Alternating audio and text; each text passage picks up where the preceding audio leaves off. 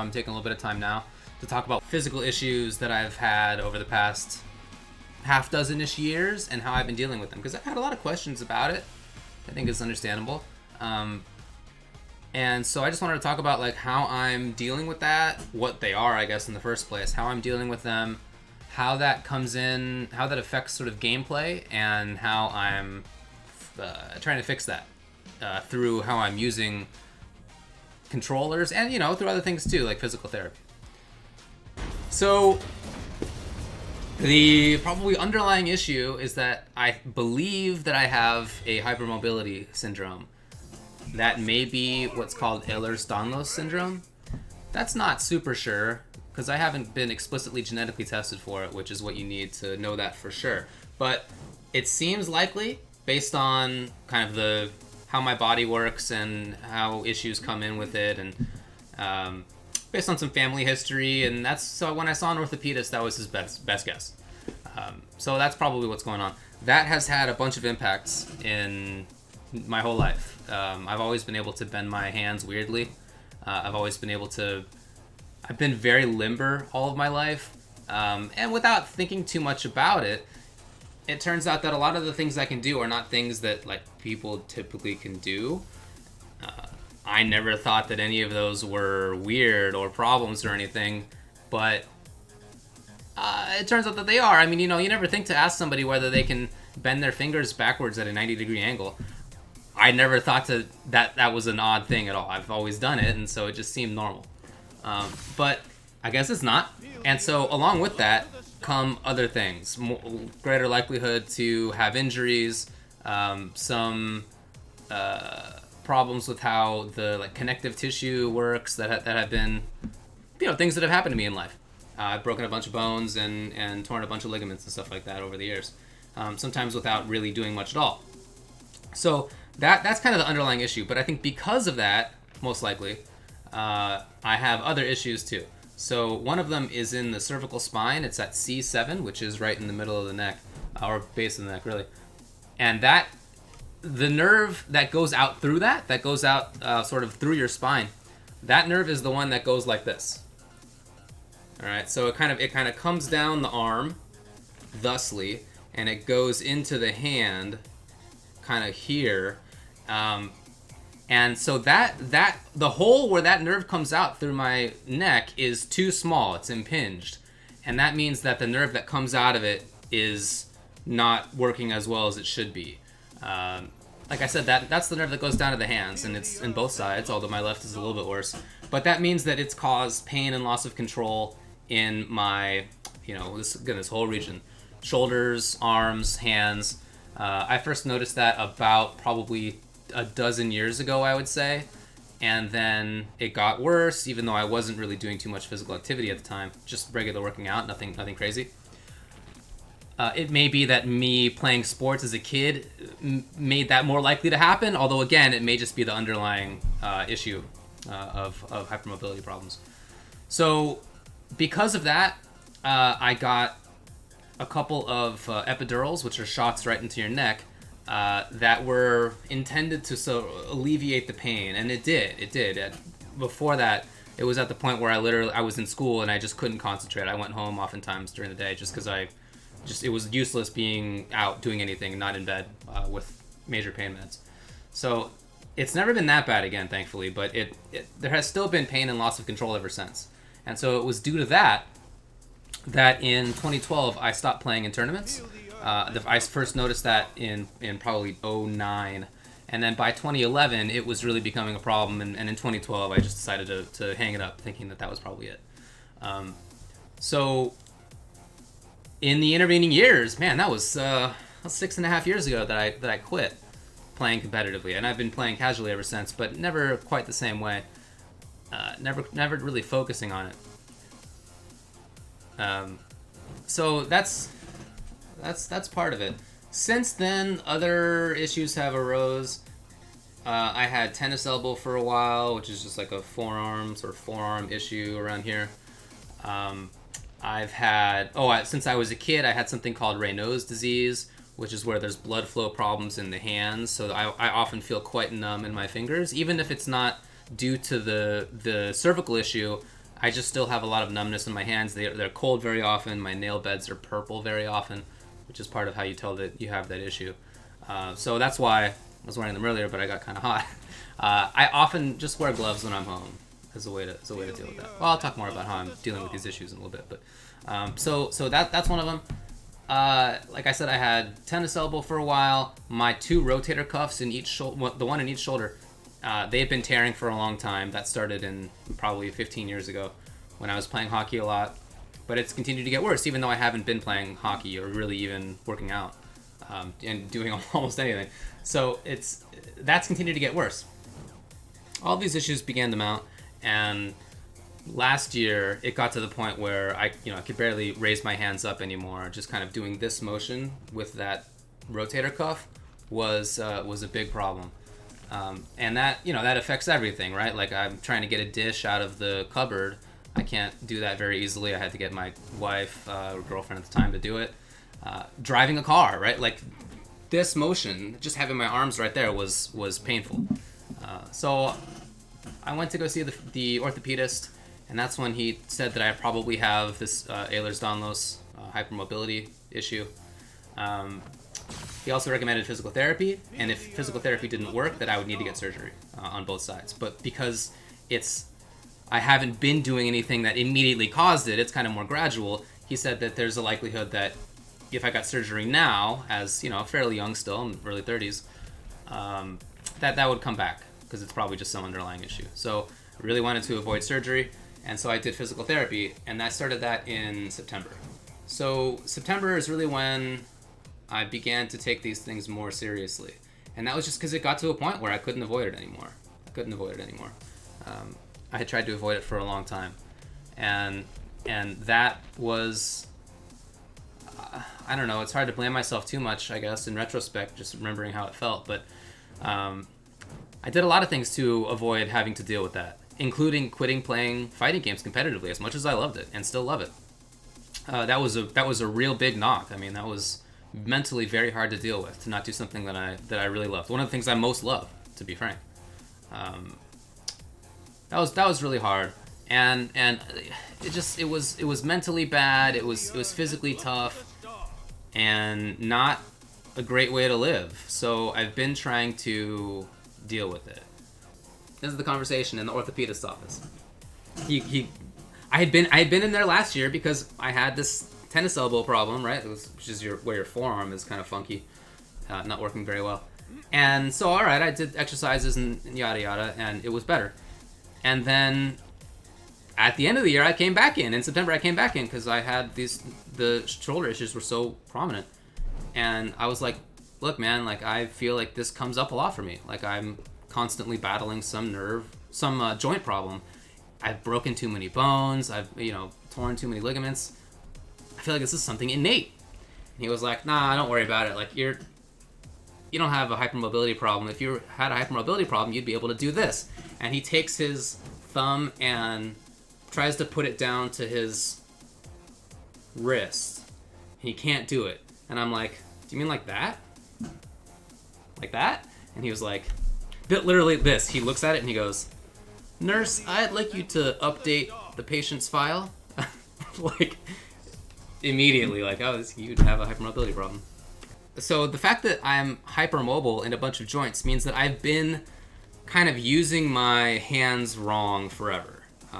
That sounds pretty dumb, but it's true. So in the past, if I were to pick something up, I'd usually just pick it. I don't know, my thumb's not. Let's see if I can show this. So I would bend my thumb, right, pretty extremely, and kind of use it as a flat platform to pick things up on. So I'm not using the muscle in the thumb like at all in doing this. I'm not using any of the muscles on the side, which is where you get a bunch of your grip strength either. But instead, I'm causing physical problems here because I'm just pushing down on the joint. Like, there's no muscle being used. I'm literally just pushing against the joint with my upper finger. That's wrong. That hurt. Like, I never thought about, like, the fact that my thumb hurt. Like, that never seemed like concern. I just figured like it's probably just the nerve issue, right? Like it's probably just causing pain and loss of control there. So why look into that? But that's okay. You're not supposed to use your thumb like that. So I started to take this stuff more seriously. Oh, that's the stick. The first thing that I got was this. Get that out of the way. Feel the earth and look to the stars. So this is a Microsoft keyboard. It's an ergonomic keyboard, and it's kind of raised in the middle, as you can see, and it's split so that I can have different sides. That was really helpful. Having a sort of straight keyboard like this is just my little like mobile one that I take if I'm traveling. It's not a big deal. This isn't like a huge pain, but it did hurt sometimes to have kind of like a straight typing. I need to have my arms closer in if I do that, or if they're far apart, then my wrists are going to be at kind of a weird angle. But if I'm using this ergonomic one, then my hands can be at a more comfortable angle. So that this helps address like the tennis elbow issue that was going on. It helps my hands be in a better position. It helps the nerve in the sense that I'm in a more sort of straightforward ergonomic angle. So the fewer impingements I put on the nerve, the better. That was a big deal. I also got this vertical mouse. Oh, it's a regular one. This vertical mouse I really like. So whereas a traditional mouse, your hand is kind of flat, right? Let's see if I can put this down even a little bit further. A little cat bed there in the back. Right, your hand is flat. This is a weird angle. Like even doing it, it doesn't hurt right now because I've kind of addressed this to a bit, but I can feel it here that I'm exercising the muscle a little bit to be at this angle, right? That's not a natural angle, but this is a natural angle. This is just where your hands, or my hands rest at least, right? If I'm not doing anything, they're just like this. So this keeps me at a more comfortable angle, and that's been helpful too. So while I'm traveling, I still have, this is my little travel mouse, and I have that travel straight keyboard. But while I'm at home, I'm just doing this, and this has been a big part of feeling better, for sure. That's not it. That's not the only thing. I've had to learn a bunch of new stretches. They're obvious stretches, right? Like they're not novel ideas, but just easy things, just stretching the arm out a little bit, doing this kind of stuff on both sides, kind of rolling them around, that kind of thing. I do that all the time. If I'm, reading a contract or whatever, if I'm reading an article or something, if I'm just at home, I try to do that a few times a day just to keep them limber. That has helped with the tennis elbow issue, and hopefully will help forestall that kind of problem in the future. Hopefully that doesn't come back. But yeah, that's all been really handy. And same kind of idea is why I switched to a hitbox. So let me take this back down again here. Okay. So this is my new one, the split box. I'm not on that one. Here we go. So it's a hitbox layout, right? The hitbox, more or less, I only have up at the left thumb and not at the right thumb. That's because when I was playing a traditional hitbox for a while, I just never noticed that I ever used the right one. It just didn't seem necessary to me. So I just didn't do it, So whatever, I made my own, and this is nice for me. So the reason that I made it like this is that, as you can see, the buttons are at a bit of an angle. They're splayed a little bit. So much like the ergonomic keyboard, I can have my arms resting at a comfortable angle instead of like traditional hitbox layout. They're sort of straight, and that puts you at this, for me, uncomfortable angle, like this.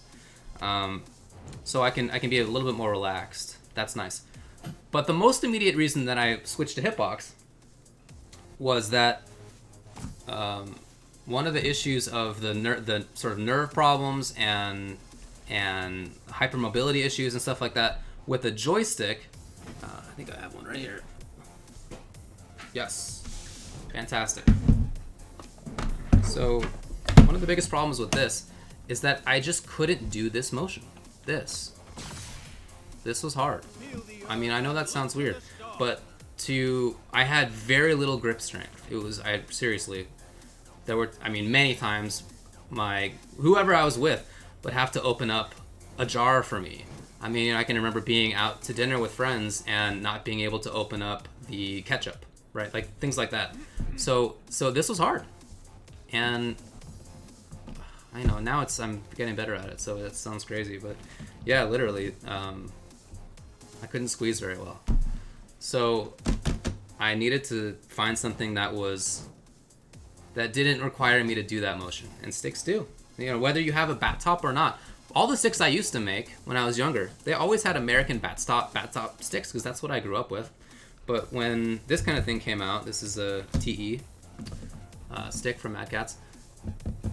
I switched into Japanese parts, and that was easier because they require less grip strength. But even still, it was a problem for me. So I quit it, and I started with hitbox.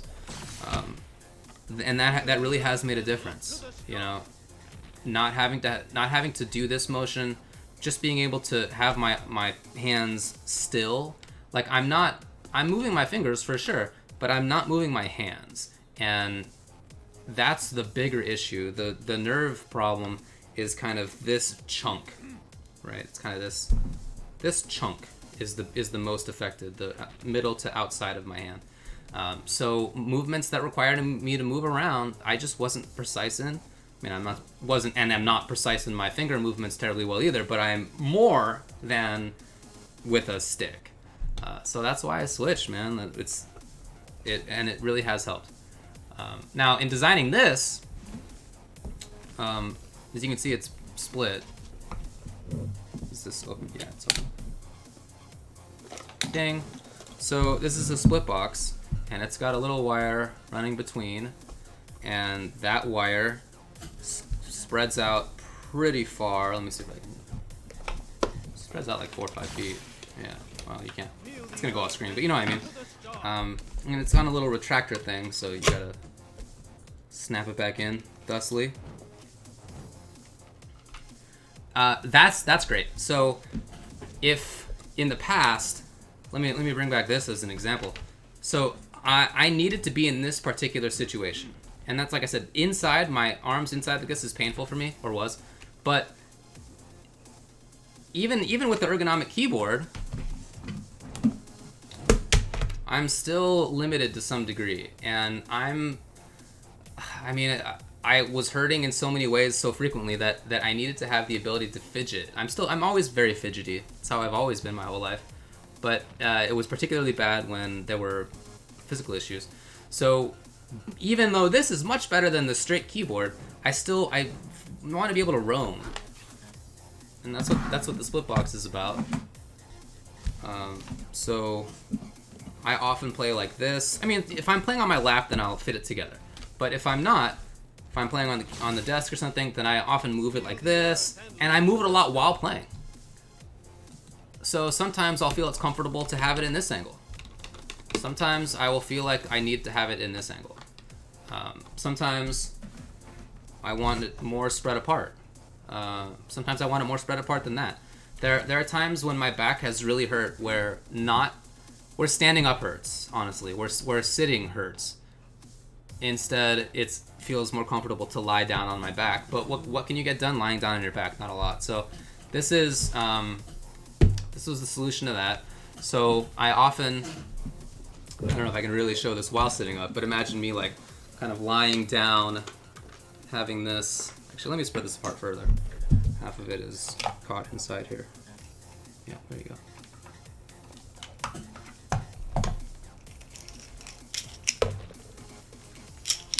Okay, so we're spread. Oop. So having it kind of like this while I'm lying down, right? Like my hands are kind of like this. If you can imagine what that would look like while I'm lying down, although I'm not lying down. That feels good. It felt better anyway. It was a way to be able to play while in less pain. So yeah, this has really been effective for me. I got to tell you, when it comes to other games that I play. So like I did play on PC a lot. I used to play WoW like all the time. Now I have it unsubbed.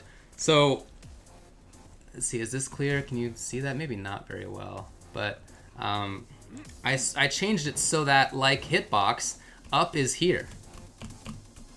Or that's at least how I think about it. I think of the thumb button on the hitbox as being up rather than jump, right? That's how I've kind of come to understand it and how it made sense to me when I was learning it. So in playing on a keyboard, I started to do the same. This became up for me. And, you know, obviously left is still left, middle is down, right is to the right, that's all the same. But if spacebar was up, then I needed a jump, and the jump became W. Or, well, now it's E, really, because I do SDF. But it was, you know, if you're going to do, instead of WASD, it was spacebar ASD with jump on the W.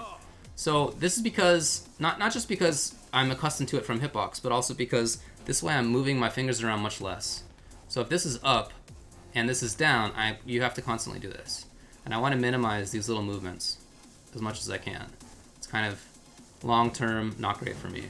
So instead, if I'm playing this way, each finger stays on its button unless I need a jump, which is less, not uncommon, obviously, but less common than pressing forward.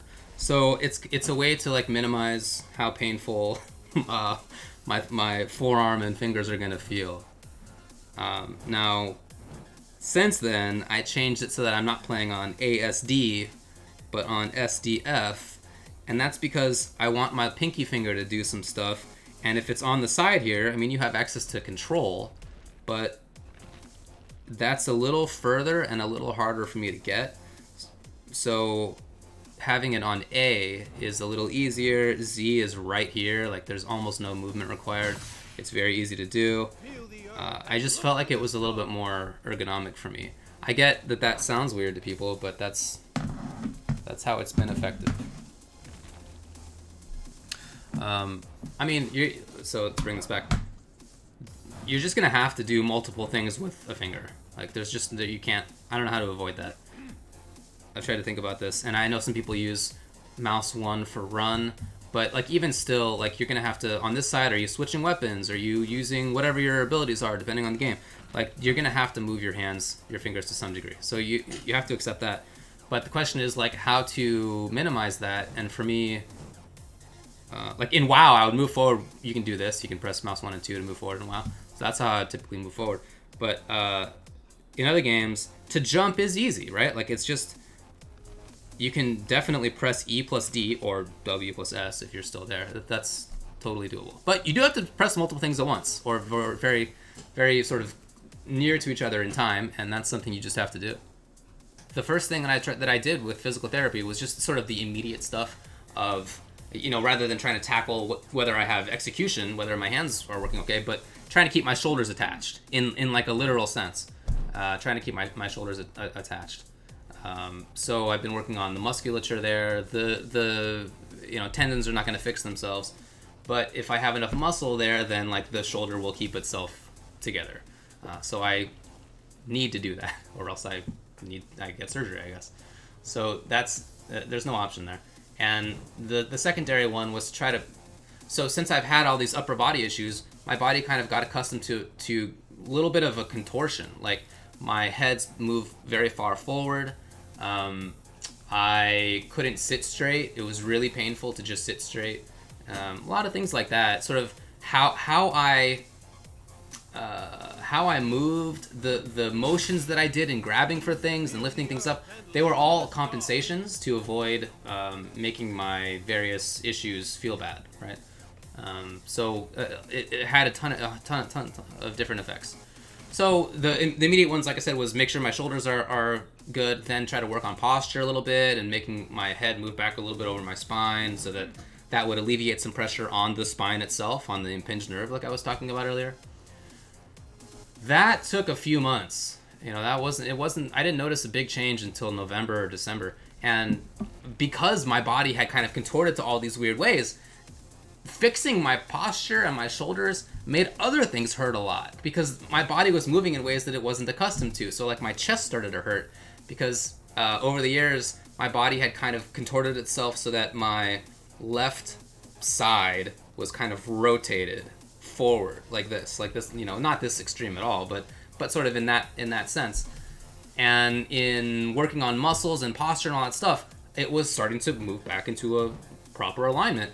But that was really painful because it hadn't been like that in who knows how long. 5 years, 10 years, I don't even know. Maybe longer. So there was a lot of things like that to get through.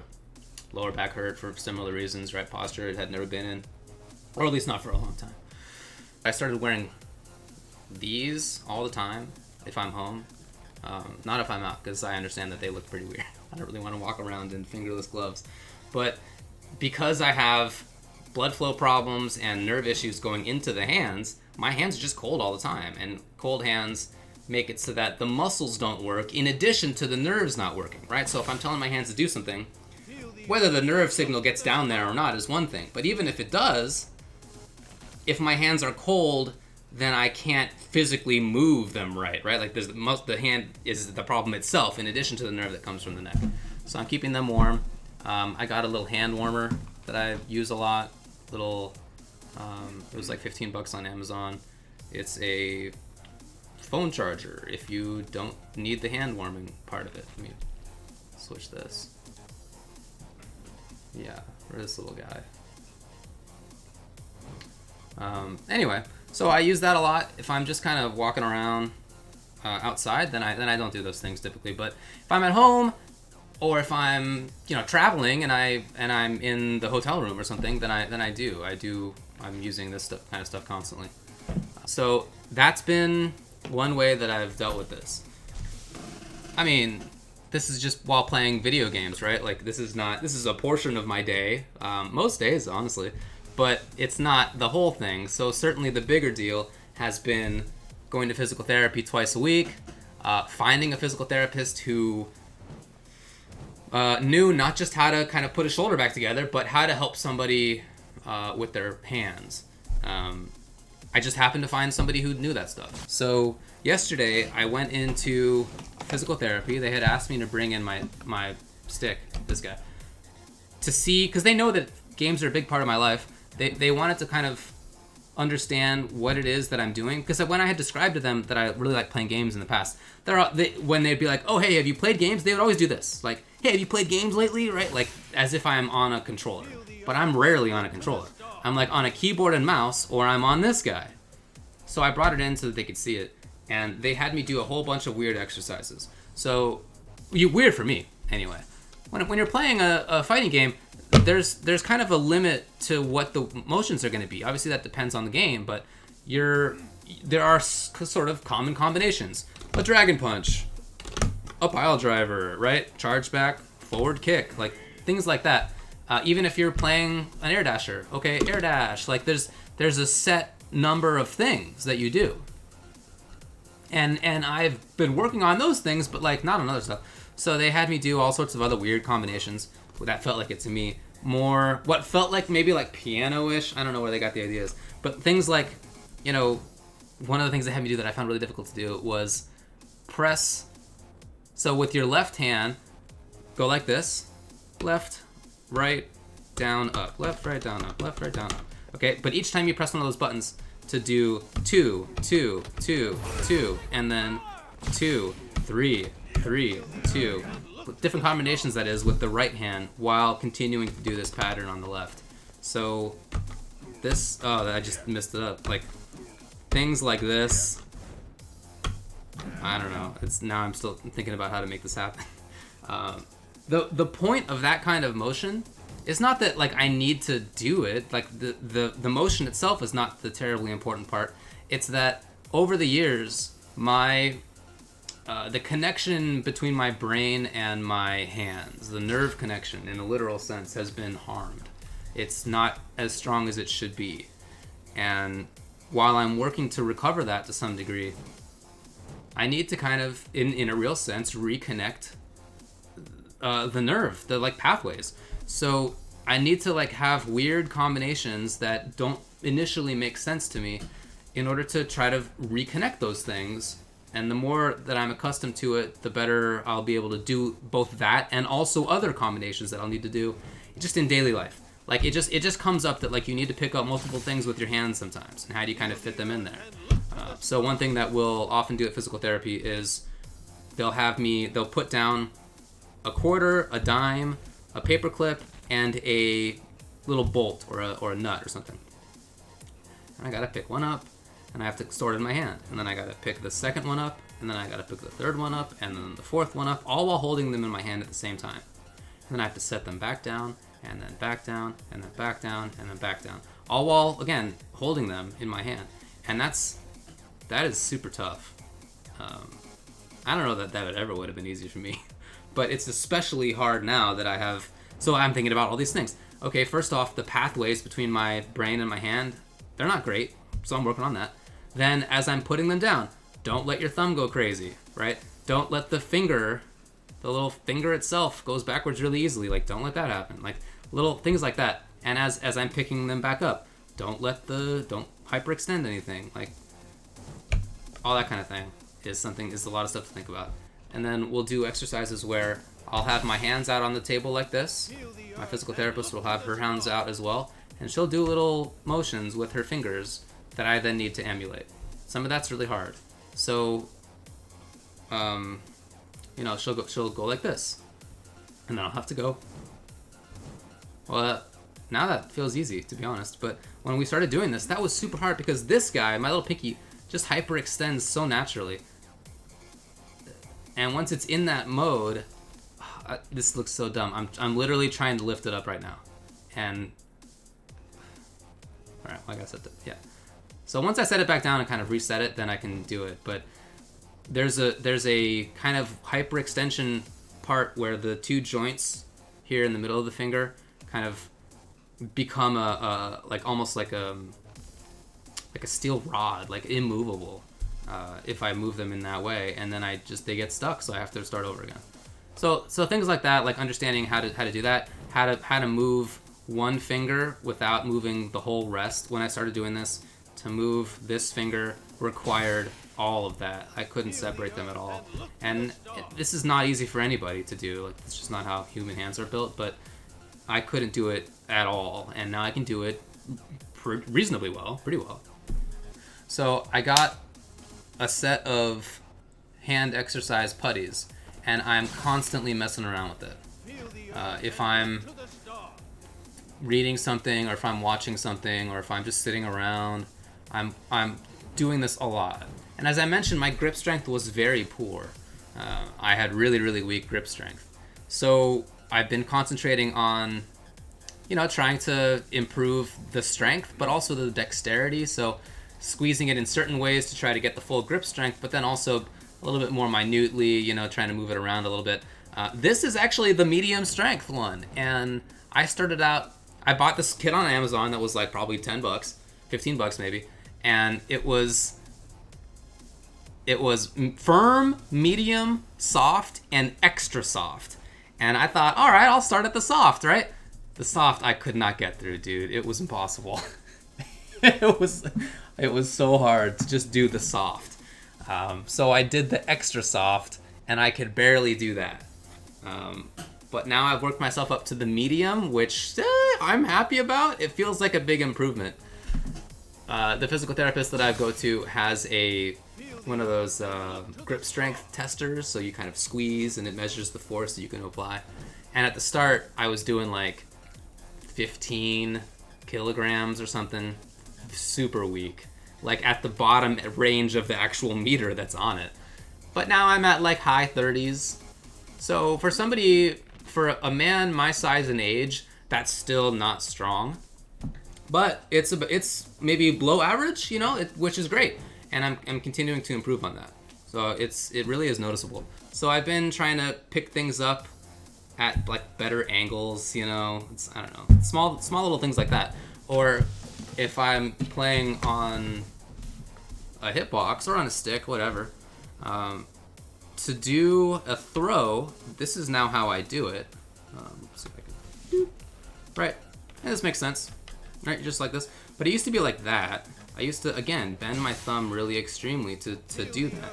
And I was constantly doing that. I would do that on the left as well. Like, I do that a lot. And in picking things up too, like I would just bend my fingers back. I don't know how obvious that is, but yeah, they would go at about 90 degrees. Is that clear? Yes. All right. So that's how I would just pick things up. And you don't get any strength that way. You don't get any force that way. In fact, it's harmful. It hurts. It didn't hurt in the moment because I was so accustomed to it, but it causes long-term issues. And I really want to avoid long-term issues because I already have a bunch. So there are all these little techniques to try to get better. I've been doing a lot of them. And in the past, what was September, 5 months ago, I've really noticed a difference. I really have. It's been awesome.